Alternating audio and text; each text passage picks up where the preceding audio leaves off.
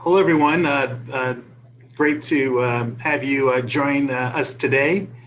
I'm Lionel Phillips, the chairman of the board for the Make Well Known Foundation. And part of the Make Well Known Foundation is the National Minority Cardiovascular Alliance. So we certainly thank you for joining our third annual town hall.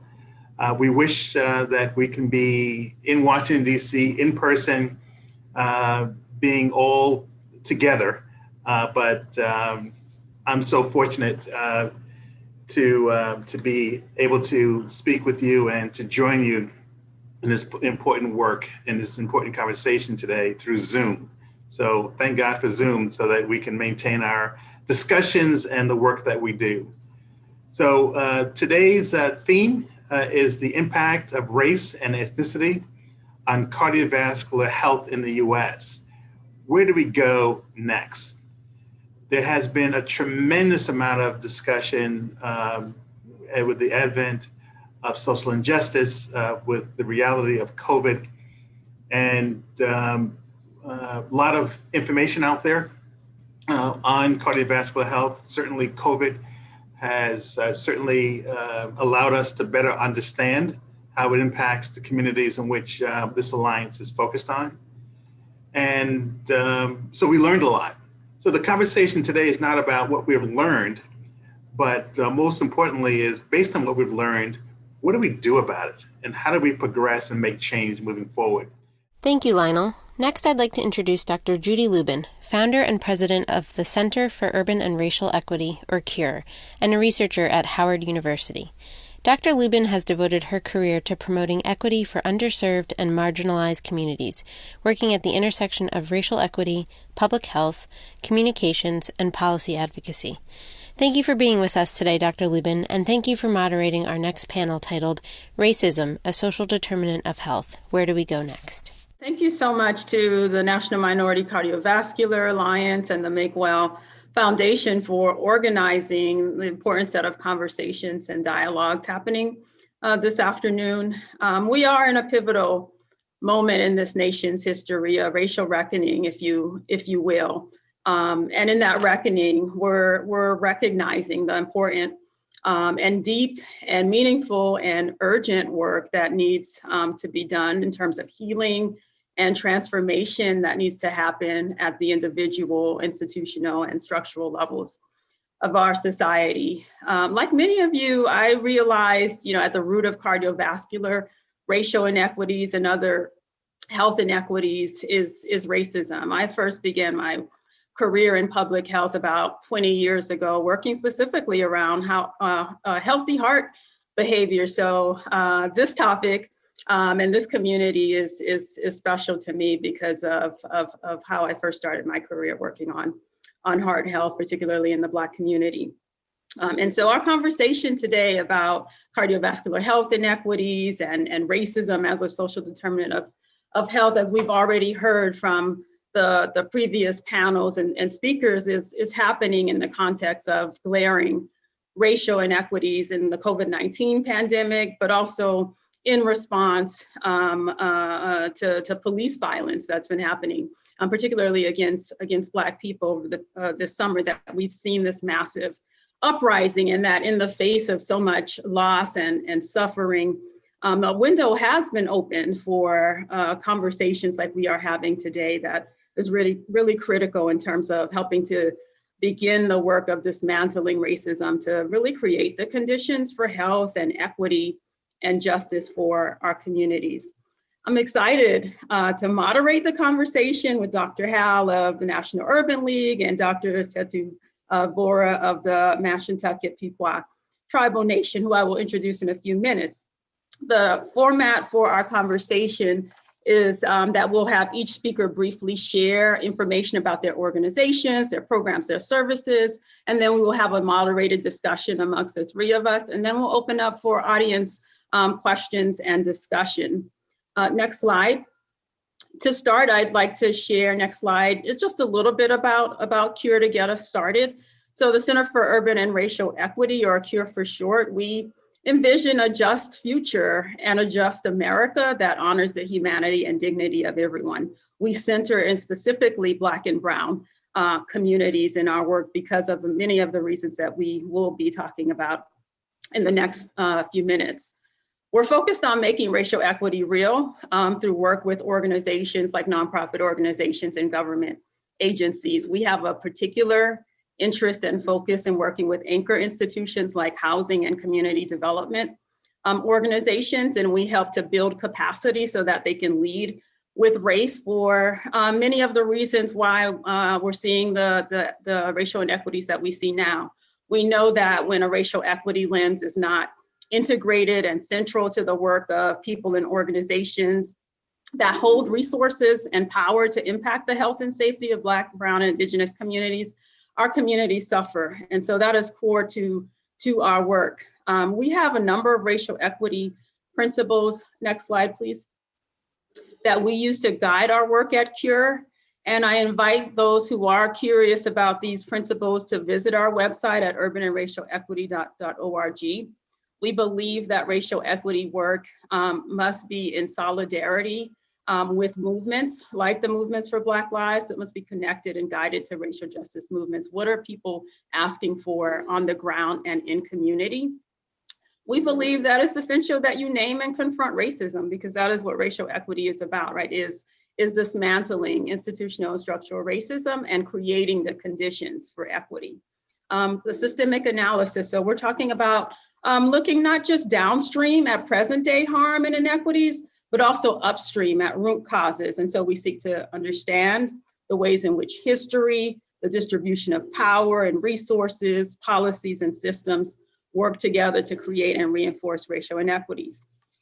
We believe that racial equity work is fundamentally about shifting power, right? For far too long, our communities have been disenfranchised and have been disempowered. And so racial equity work is really about creating space, creating opportunity for more voices, particularly the voices of Black, Indigenous, and Brown communities to be heard and to play a leading role in shaping policies and decisions that affect their lives. Intersectionality, right? That we ask our partners to complicate their analysis, that we're asking them to think about race and class, race and gender, race and sexuality. And so that in that analysis, bring in an intersectional analysis and approach, that we develop more targeted strategies, right? So to the extent that we can focus and that we can hear from the many diverse voices within our communities, the more powerful we are, and that to the extent that we can plan and center, particularly those who have been most marginalized, the more we actually move towards this vision of racial equity and racial justice.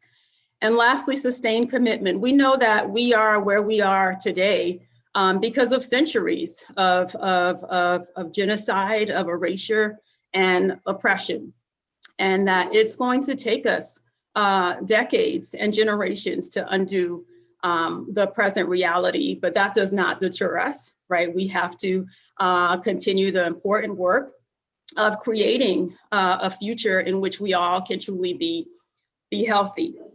Next slide. So just very briefly, these are some of the things that we've been working on this year. A large part of our work is the work around racial equity transformation within organizations and institutions. We recently released structural racism profiles for 7 cities, particularly in response to the movement for Black Lives, or in support of the movement for Black Lives, where we've highlighted the legacy of structural racism in 7 cities that we've been working in. And so this is a tool and a resource for those who are thinking about how do we really imagine and create racially just cities. Our Equitable Response Hub was something that we developed in March, when we realized that COVID-19 was going to have a particularly deleterious impact on communities of color. And so this hub has over 125 resources around financial assistance, health equity tools, guides, that's really, hoping to provide people and organizations with tools as they're working to develop an equitable response to COVID-19. And lastly, is our racial justice scorecard, which we released in late December, but had traction particularly at the beginning of this year as the Democratic primaries was in effect. And this tool really rated all of the major presidential candidates on a number of different issues, including health equity, environmental justice, indigenous rights and sovereignty, education, a number of equity issues that we thought were really important that we needed to elevate during the course of the Democratic primary process. Next slide. So we've already heard, right, that racism is making Black, Indigenous, and Brown people sick. And in the words of Dr. Kamara Jones, who Dr. Coons mentioned earlier, is that racism is sapping the strength of the whole society. So as public health practitioners and healthcare practitioners, we must unapologetically adopt an anti-racist orientation in our work, because we cannot achieve health equity without racial equity. So with that, next slide, I'd like to move into our discussion on racism as a social determinant of health. It's my pleasure to first introduce our speaker, Dr. Hal Smith. Dr. Smith is a Senior Vice President, Education, Youth Development, and Health at the National Urban League. In this role, Hal leads the Urban League's programmatic, advocacy, policy, and research work in those areas. Across Dr. Smith's career in higher education, community, and nonprofit sectors, Hal has focused on issues of opportunity, equity, and access for historically underserved communities. Dr. Smith? Thank you very much.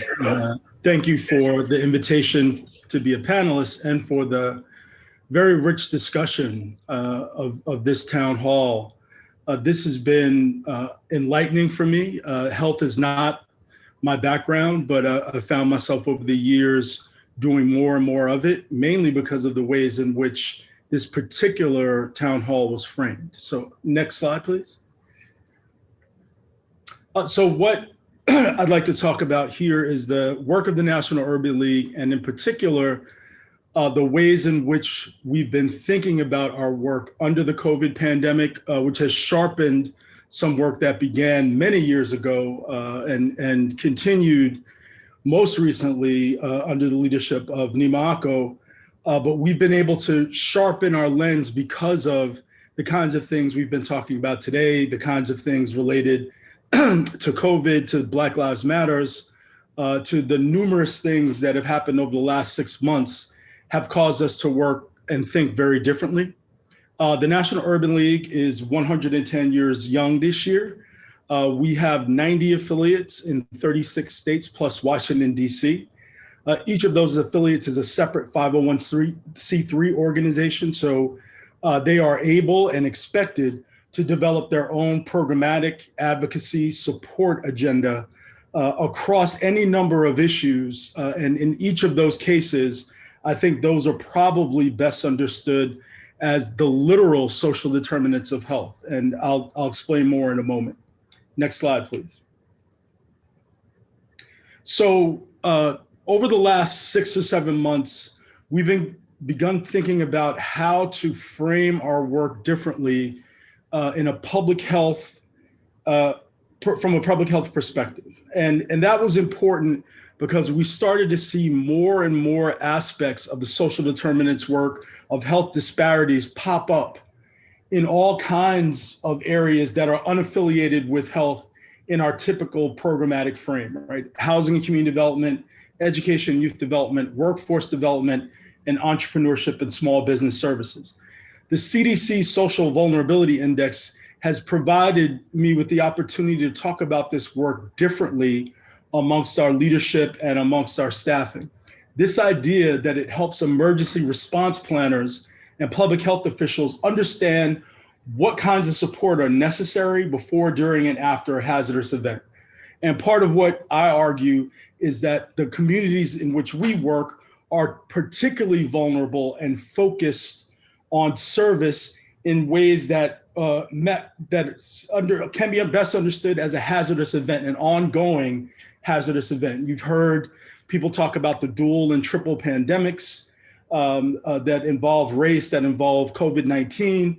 But if we think about the data that we collect and the ways in which that can help us think through intersectional approaches to policy, intersectional approaches to programs and supports, that is an important step forward. And the CDC Social Vulnerability Index is not perfect.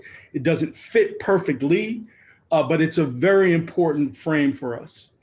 And the example I point to most often is that while we have all understood, health practitioners, policymakers, those in housing and community development, the importance of stable housing in terms of better supporting the homeless and houseless population, COVID-19 forced us to think about that much more broadly. What is insufficient stability in a housing situation? How does that manifest itself? How does housing density and housing quality due to redlining undermine everyone's health and well-being, not those who fall under the classification of houseless and homeless? Given that understanding, what ideas, what services, what supports, what frames can now be understood as central to achieving health equity across a community, not just a remedy for a specific population, homeless, or a response to a particular moment in time, the COVID-19 pandemic? How do we think more broadly, more intersectionally? While social determinants of health is a very popular and useful phrase, and comorbidity and morbidity are well understood amongst this audience, the same cannot be said for the social service sector. What we envision is to ensure that non-health trained practitioners, nonprofit leaders, service providers fully understand how their work directly connects to health, including both health equity and literacy, and then support their shift and perspective into thinking about how to work more intersectionally, how to talk about referrals, internal and external, in a more patterned way, and not just in a response to an emergency. What we'd like to see is the kind of analysis that has begun underneath the COVID-19 pandemic, where more and more we're talking about food insecurity in connection with housing, in connection with health and physical distancing, that all of these are conversations that probably should have been had in prior years and in prior frames. But we're glad the opportunity is now to talk about the impact of systemic racism on the lives of vulnerable communities and the ways in which we need to design responses that allow for a similar comprehensive intersectional set of supports. Next slide, please. So this is represented, I think, most clearly by the King County Equity and Social Justice Committee. This is a group that was brought to my attention by our affiliate CEO in Seattle. And this frame, I think, is particularly useful, right? What a healthy stream in creating equity. Many of the things that we've talked about today, the kinds of policies, the kinds of practices, the involvement of systems, how do we do that in a way that has exponential benefit? Because in an unhealthy system, all we see is exponential consequence, and consequence in driving inequity. So we understand that the majority of the people we serve are African-American or Black or of African descent. We serve a large population of Latino and Latinx, and probably next after that would be Asian populations and Native populations, depending on where you were in the country. And so what we're looking for is to understand the ways systemic racism has made health issues much harder to treat, much harder to identify, because we don't have access to good data and disaggregated data. But we believe that if we can have a healthy stream of work together, of supports, of programmatics, of strategy, that we're in a much better position to address equity across all dimensions, not just health equity. And with that, I'll pause. Thank you. Thank you, Dr. Smith, for getting us started. I'd like to now introduce Dr. Setu Vora. Dr. Vora is a physician executive overseeing healthcare systems and self-funded and self-insured health plans for a large employer and sovereign tribal nation.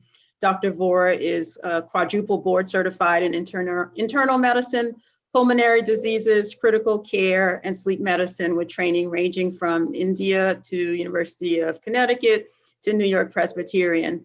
He serves on the Health Equity Committee of the board at the Connecticut Hospital Association. Dr. Vora. Good afternoon. Thank you so much, Dr. Lubin.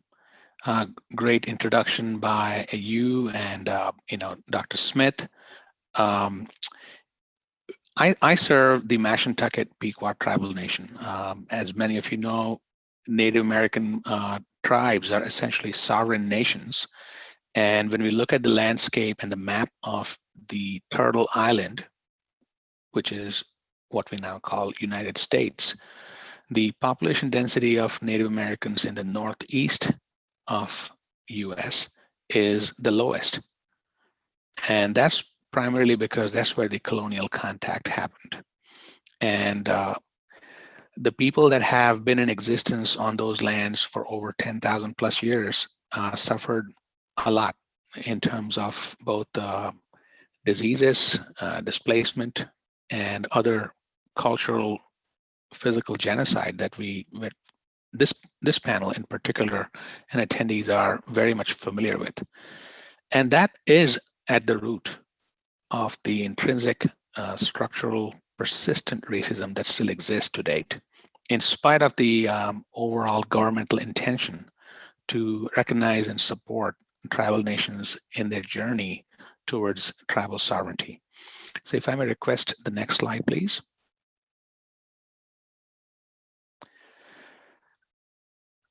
This is essentially a woodcut of depicting the infamous Mystic Massacre. It depicts the Pequot fort in the area now called Noank in Mystic, Connecticut. And that wooden palisades that surrounded the fort enclosed about 900 or so Native people. And they were surrounded by the colonial armies and other allies. And that led to essentially burning down the fort with all the people inside of it to essentially bring the Pequot tribe onto their knees and what some thought was its extinction. And similar story of trauma is repeated across Indian country in any tribe that you encounter.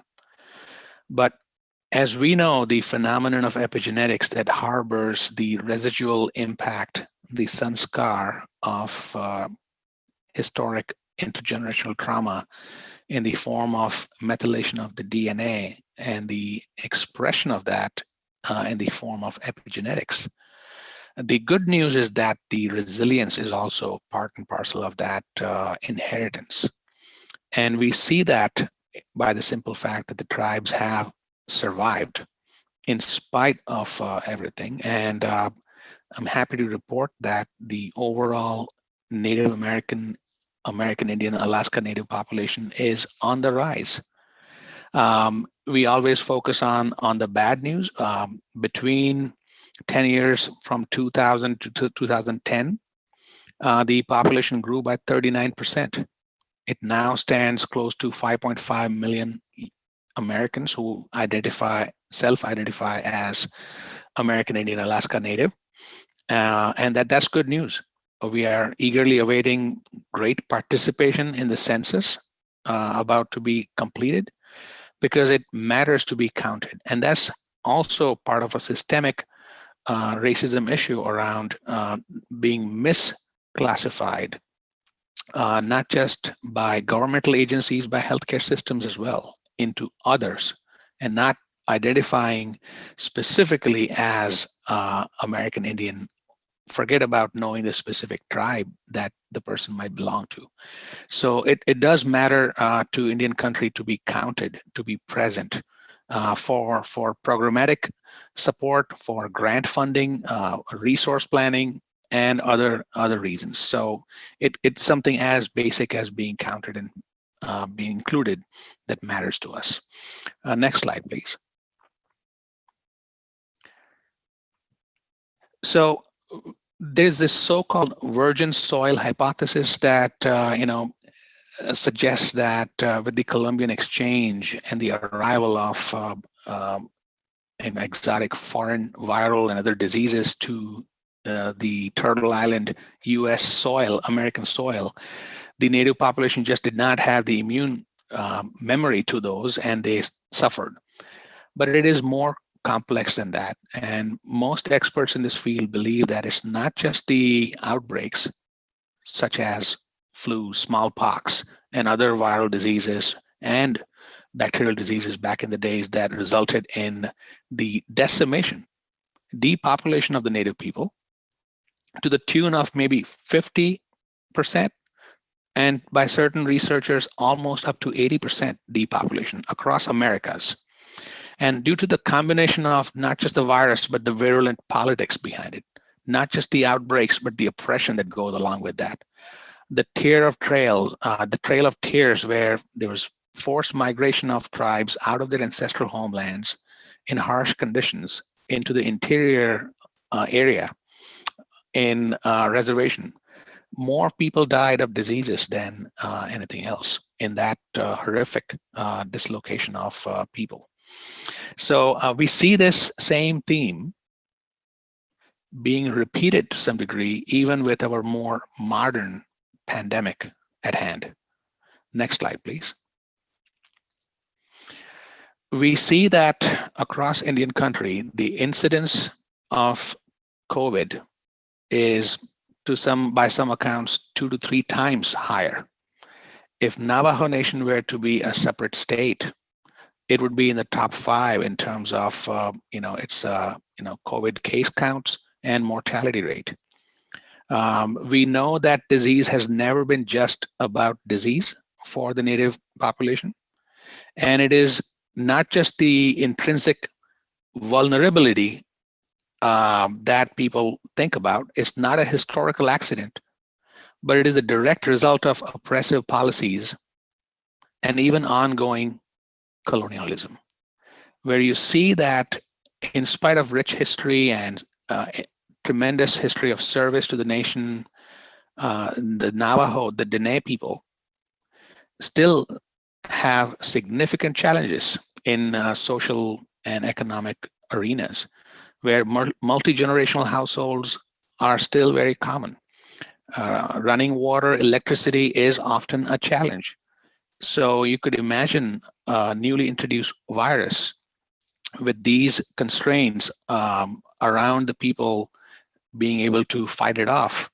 It really takes hold. And we see that being echoed in other tribal nations across US as well, including locally where we are. So I see the pandemic essentially as a convex lens. It is essentially a magnifying glass on the tribes across US, where it magnifies the existing inequities that we already know are there, but now we just see it much more. And it also concentrates the damage and sets off fires. And what is true for Native communities I think also holds true for any other communities of color, minority community. And literally we are in this together. And I think that cross-sector solidarity movement, the intersectionality of our collective movement towards human rights is going to be a collective effort over generations.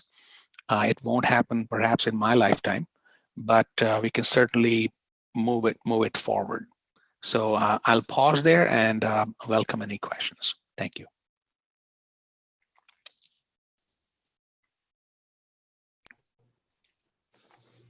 Thank you, Dr. Vora and Dr. Smith, for getting us started. I heard in both of your remarks looking forward towards solutions and for change. And so I wonder for the both of you, like as you think about health equity, what does health equity look like for the communities that you serve? Dr. Smith, you talked about healthy streams, right? Transforming, unhealthy systems so that our communities have healthy streams. And so I'm wondering if the two of you can help paint that vision, because I think that's so important for us that we are clear about what we're working towards. Sure, I'll begin. I don't think that the definition of health equity should stand on its own. I think it has to be understood as overall approach to equity across a community or for particular populations. So we're not seeing issues of health only understood by those who have a health background, but we see it connected to issues of food insecurity, housing instability, of education, of workforce and career. And what I'll point to is we understood that we had, under the pandemic, we were going to see some really tough times in our communities. What we didn't envision was the way that would play out for young people in particular. So essential work was defined as those who worked in retail, those who worked in transit, those who worked in health, all across the country, but particularly here in New York City, where I live.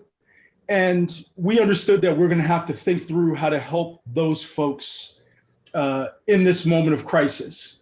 What we didn't anticipate is the ways in which the young people we serve were also deemed essential workers, right? So that, and who had no personal protective equipment. They were expected to be grocery stockers, work in retail, help clean in some situations, and we were totally unprepared for that. So for me, that's also a health equity issue, right? That these were young people called into duty to help during a pandemic that had not been accounted for. Their safety and well-being had not been accounted for. Similarly, that's true for the adults, particularly those who are not doctors, nurses, nurse practitioners, et cetera. We heard more and more about those who were in custodial services, who also didn't, in the beginning, receive the same kinds of equipment and understanding of what was happening during the middle of a pandemic, just that they needed to report to work, right? So that's not necessarily tied to race alone. It's also tied into socioeconomic status and class, but it is certainly about the ways in which we exacerbate vulnerability by forcing people to be on the front lines of the issues that the nation confronts. And so for me, the question of equity has to be multifaceted and can't just be whether or not people have access to care alone, high quality care alone, but the ways in which the situations that the system has forced upon them, whether it's where they live, how they live, can they social distance in an apartment building with 1,000 residents? All of these questions are tied to issues of equity. And the more we can understand them that way, I think the better along the way we'll be in achieving health equity as a part of general equity for very vulnerable and highly disadvantaged communities.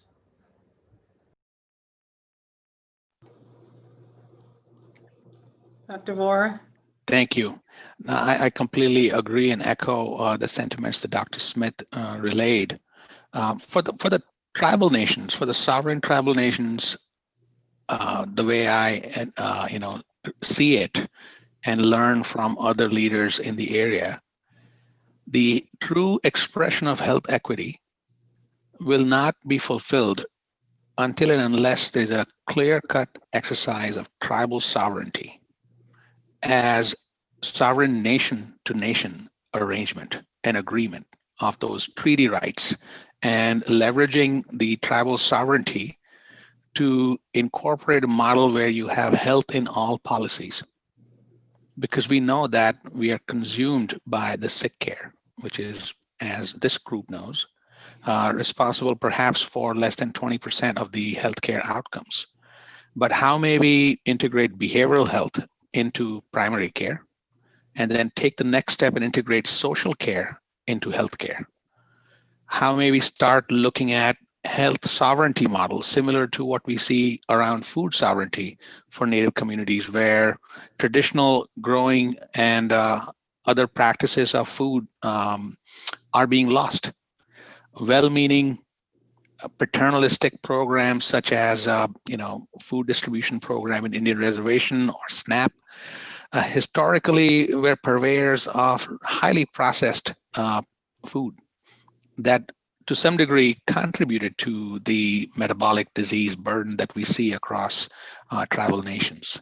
So when the tribes take back that control and exercise tribal sovereignty in implementing health in all policy, rejuvenating the economic enterprise so that we can address those social determinants of health in a much more humane fashion.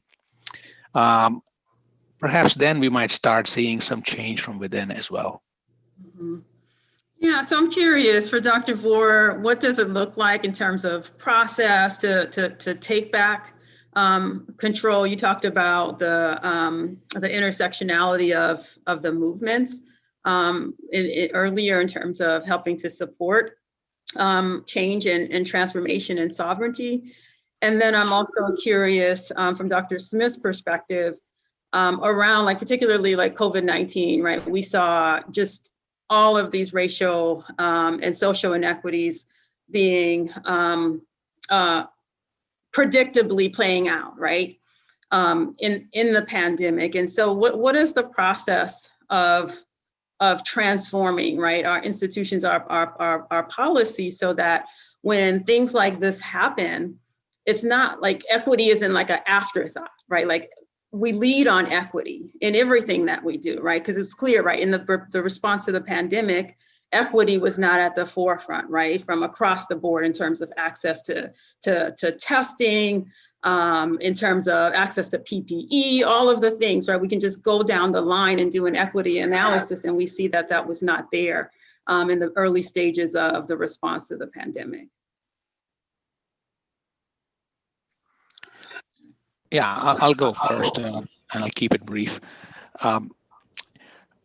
Tribal sovereign nations, they have this precarious balance that we have to strike around, treaty obligations and administering the health programs at the tribe, either as a direct service by Indian Health Service, or it is tribally operated health program through a Title I contract with the Indian Health Service, which is known as an annual funding agreement, or further up in the self-governance scale, some tribes may choose to be a Title V compact with the Indian Health Service and the federal government and take full control of the operations of its own health programs. So I truly believe that the tribal nations have work cut out for them in terms of both building up their own health program infrastructure. At the same time, none of us are islands, and how do we integrate with the rest of the communities around us?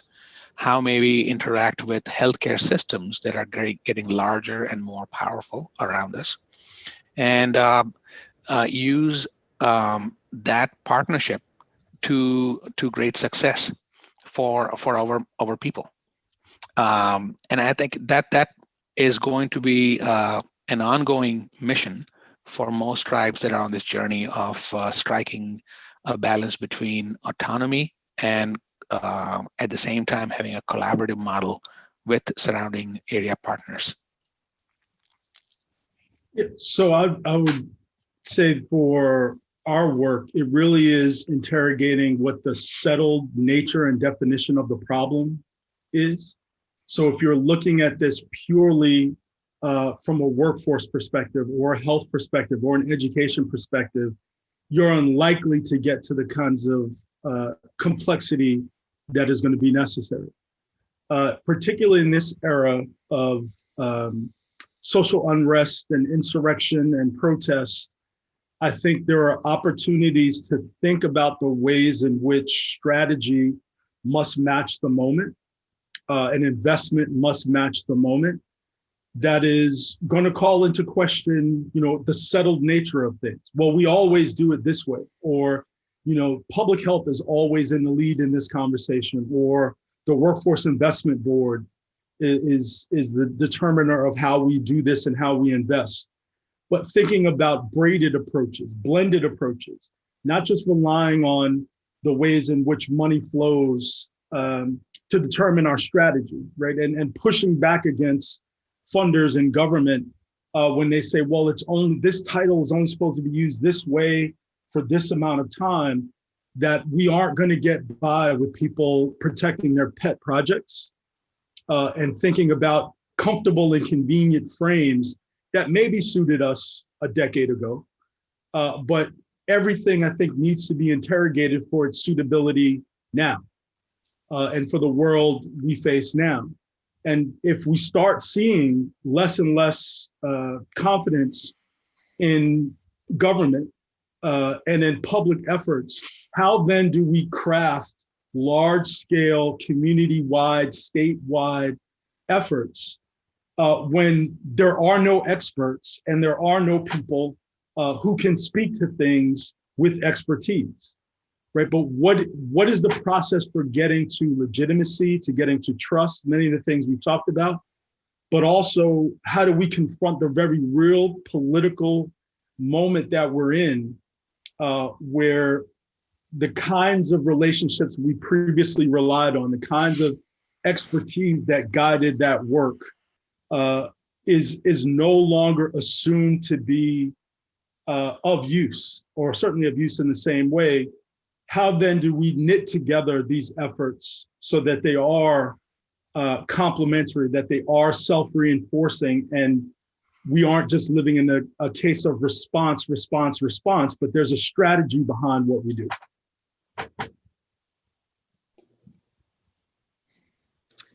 So picking up on the point around this particular moment, right? I'm wondering from the perspective of the two of you, what should policy leaders be focusing on, particularly from a social determinants perspective? Are there particular policy prescriptions or strategies or even bills or legislation that we should be lifting up and encouraging policy leaders to adopt?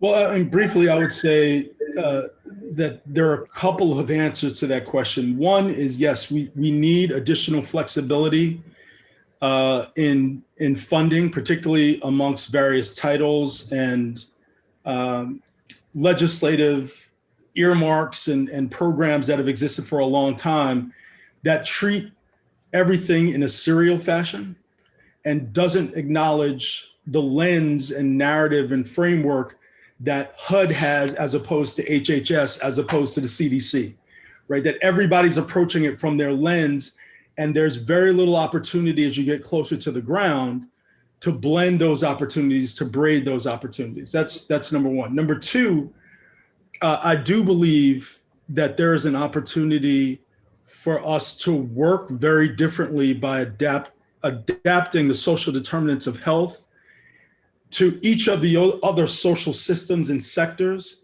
that allows them to also have some legitimacy, some expertise in this work.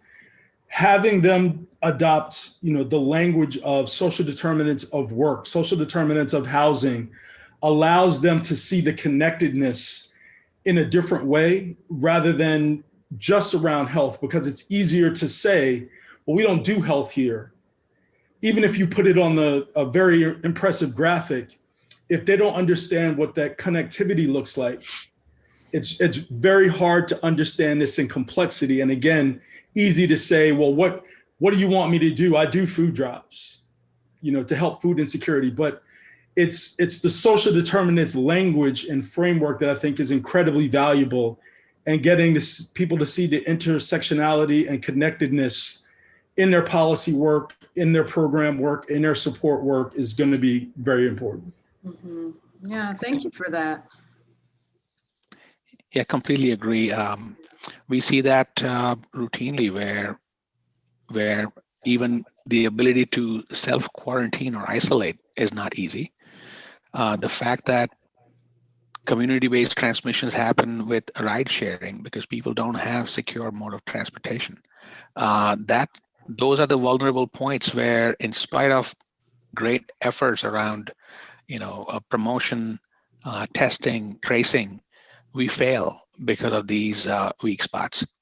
And how may we realize what these areas are and address those with all hands approach, and to realize that someone who works in social services sector perhaps has an outsized impact on the health outcomes, and elevate them to be part of the healthcare team. I mean, all of us would agree that even if a business is in a totally non-health related sector, during the pandemic, everyone has become a healthcare organization to some degree in terms of, assessing the health and well-being of their team members, following up with best practice guidelines, testing, contact tracing in-house.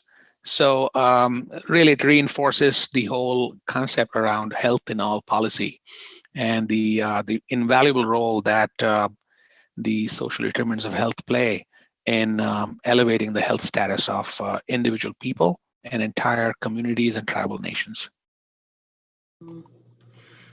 We have a couple minutes for questions, and so we do want to encourage the audience, if you have any questions, to drop those in the chat. And Dr. Lubin, there's in the chat box, there's one question for, looks like it's for Dr. Vora. Okay, yes, I believe Dr. Vora answered this earlier in terms of how to take back control, how do Indian tribal nations take back control. Fantastic. Yes, Gladys. Looks like we had a question come in.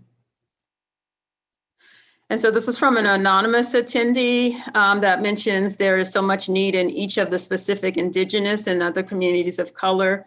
The issues you have identified will need to have changes within each section, or as I asked earlier, how can nursing and medical professions help train their students together in same classes to make the patient the center of their focus and understand their specific profession, race, color, and gender? An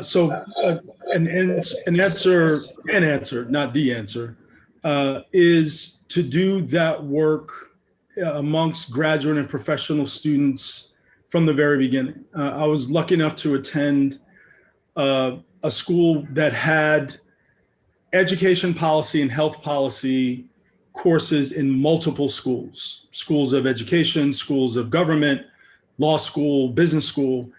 And the frames by which people argued for things were so very different depending on which school you were grounded in, that I think having courses that allowed medical professionals, public health strategists, law school students, business students to sit, work, train, strategize together around capstone projects, around the uses of data, what counts as data in research, that all of that work done intersectionally as a part of training and education, I think is an important first step, because we're trying to do that on the other side with professional development. But I think the earlier you get to it, the better. Agree. The more participation we have, not just participation, but leadership, even at the highest federal level, such as, that of Congresswoman Deb Haaland and many others who are groundbreaking entrance into this arena of Native American voice at DC. The great work that organizations such as the National Indian Health Board does, or the United Southeastern Tribe Consortium does. The great work that one of our steering committee members who oversees the Strong Heart study, community-based participatory research, the output of entities such as that, the shining light of folks such as Dr. Donald Warren, who has this Indians into Medicine program InMed program?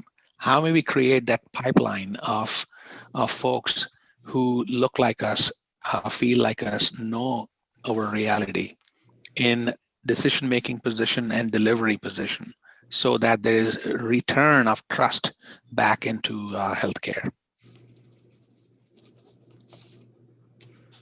Thank you so much. Unfortunately, we are out of time. Our conversation just went by so fast. I want to thank Dr. Smith and Dr. Vora for the knowledge and the experience that you shared with us this afternoon, for lifting up, where do we go from here in this moment? And I heard from you, the need to shift frameworks, right? That we have an opportunity in this particular political moment to shift frameworks, shift practice in terms of how we are working across our institutions, across government agencies, to create pipelines